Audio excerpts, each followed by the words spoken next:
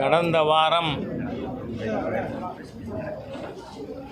3 நாட்கள் தொடர்ந்து தமிழகத்தில் அமலாக்கத்துறையினுடைய சோதனையானது நடந்தது.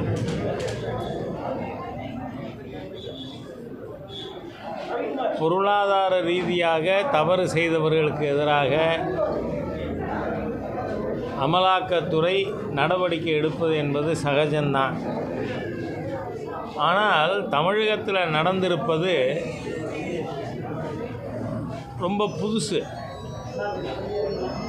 ஏன்னு சொன்னால், ஒரு அரசு துறையின் தலைமையகத்தில் ரைடு நடந்திருக்கு.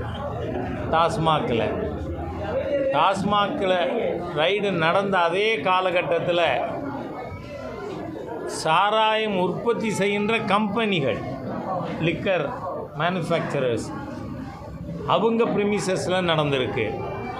அது மட்டும் இல்லை, இந்த சாராய அமைச்சர் செந்தில் பாலாஜி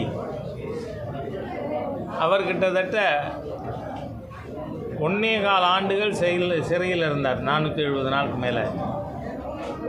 அப்போ ஒரு விஷயம் பரவலாக மக்களிடம் பேசப்பட்டது. என்னன்னு சொன்னால், ஒரு குவார்ட்டருக்கு 10 ரூபா, ஃபுல்லுக்கு 40 ரூபா அப்படின்னு அதிகப்படியாக மக்களிடம் வசூலிக்கப்பட்டதுன்னு. இது வசூலித்தது யார் என்று பரவலாக ஊடகங்களில் பேசப்பட்டது. தி கரூர் கேங். நீங்கள் பார்த்தீங்கன்னா, அந்த கரூர் கேங் அலுவலகத்திலையும் ரைடு நடந்திருக்கு. ஆக அந்த ரைடுக்கு பிறகு அமலாக்கத்துறை அதனுடைய அறிக்கையை கொடுத்துருக்கு.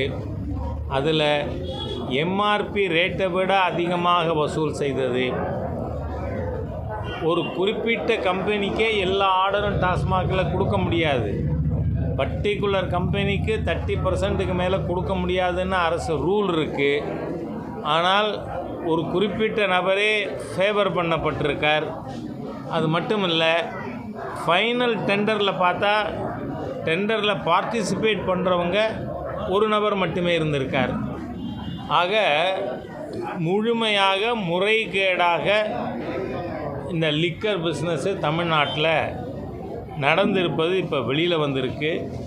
இந்த 1000 கோடிங்கிறது only tip of the iceberg. இது ஊடகங்களில் 4000 கோடி, 40,000 கோடி, 2 லட்சம் கோடி என்கின்ற அளவிற்கு இது பேசப்படுகிறது. இதில் முழு